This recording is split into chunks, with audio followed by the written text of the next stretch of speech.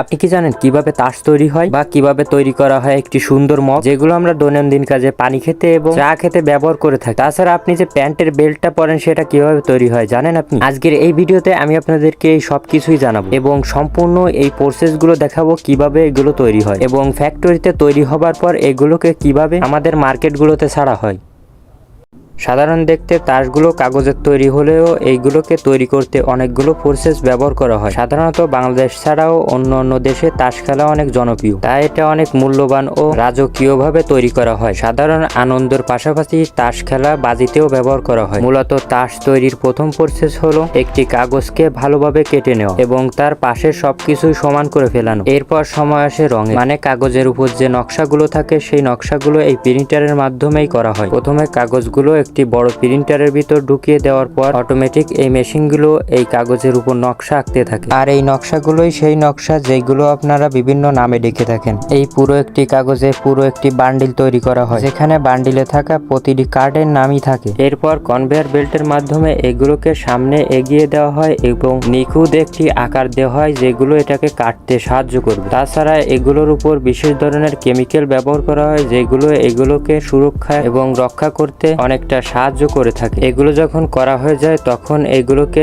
কিছু ওয়ার্কারের দ্বারা চেক করানো হয়, যারা এগুলোকে নিখুঁতভাবে চেক করে যাতে কোনো পেন্টিং মিস্টেক বা অন্য কোনো ধরনের সমস্যা না দেখা দেয়। এরপর কাগজগুলো যখন মানুষের দ্বারা চেক করা হয়ে যায় তখন এগুলোকে ফিনিশিং স্টেজে নিয়ে যাওয়া হয়, যেখানে এই কাঠগুলোকে একটি কনভেয়ার বেল্টের মাধ্যমে নেওয়ার পর মেশিন এর মাধ্যমে অটোমেটিক কাটানো হয়। এই মেশিনগুলো এক একটি কাগজকে উঠিয়ে তারপর মেশিন এর মাধ্যমে সাজিয়ে থাকে, যেগুলো অটোমেটিকলি পুরো আস্ত একটি পেপারের কাঠগুলো নকশাবাদে নিখুঁতভাবে কেটে ফেলে। এই মেশিনগুলো এতটাই কাঠ কাটতে এক্সপার্ট যে একটু ক্ষতি না করে একটি সুন্দর কাঠ তৈরি করে ফেলে। এরপর কাঠগুলোতে বাকি থাকা অংশগুলোকে কেটে ফেলা হয়, অর্থাৎ কাঠ যখন মেশিনে কাটা হয় তখন তার গায়ে অনেক ধারালোযুক্ত অংশ থেকে থাকে, আর সেই ধারালোযুক্ত অংশকে এরা কেটে ফেলে এবং নিখুঁত একটি তাস তৈরি হয়ে যায়। এরপর দক্ষ কিছু ওয়ার্কারের দ্বারা এগুলোকে চেক করানোর পর প্রতিটি বান্ডিলে নিখুঁতভাবে নির্দিষ্ট তাসগুলোকে ঢুকিয়ে বাজারে ছাড়া হয়।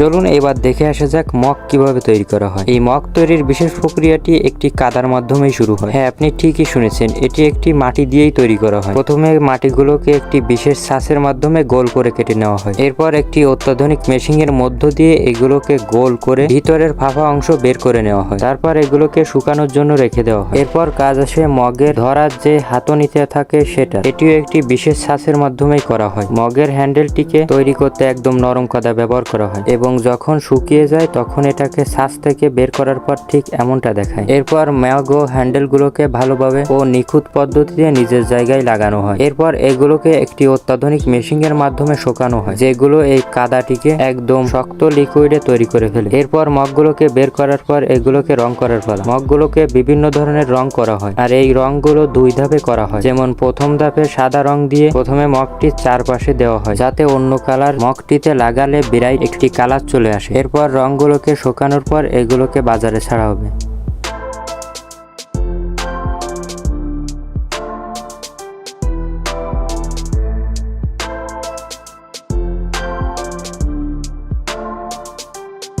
চলুন দেখে আসা যাক প্যান্টের বেল্ট কিভাবে তৈরি করা হয়। প্যান্টের বেল্ট তৈরি করতে ব্যবহার করা হয় নিখুঁত একটি প্লাস্টিক জাতীয় কাপড়, যেটাকে প্রথমে নিখুঁতভাবে কাটার পর একটি মেশিনের মধ্যে ঢুকিয়ে দেওয়া হয়, যেটা এটাকে নিখুঁত একটি সাইজে রূপান্তরিত করে। এবং আমরা বেল্টের যে সামনের অংশটি দেখতে পাই সেটা এই মেশিনের দ্বারা কাটা হয় এবং বেল্টে যে ফুটোগুলো থাকে ওই অংশগুলো এই মেশিনের দ্বারাই কাটা হয়। বেল্টের অর্ধেক কাজ শেষে এটাকে এখন প্যান্ট যাতে ধরে রাখতে পারে সেই গ্রিপ লাগানোর সময় তো প্রথমেই বেল্টের সামনের অংশকে ফুটো করে নেওয়া হয়। এরপর কিছু ওয়ার্কার নিজের হাতের দ্বারাই এইগুলোকে বিভিন্ন ধরনের গ্রিপ লাগিয়ে তারপর একদম নিখুঁতভাবে কাটছাট করে সম্পূর্ণ প্রস্তুত করে ফেলে। আর এখন এই বেল্টটি পরার জন্য প্রস্তুত, যেটি এখন বাজারে ছাড়া হবে।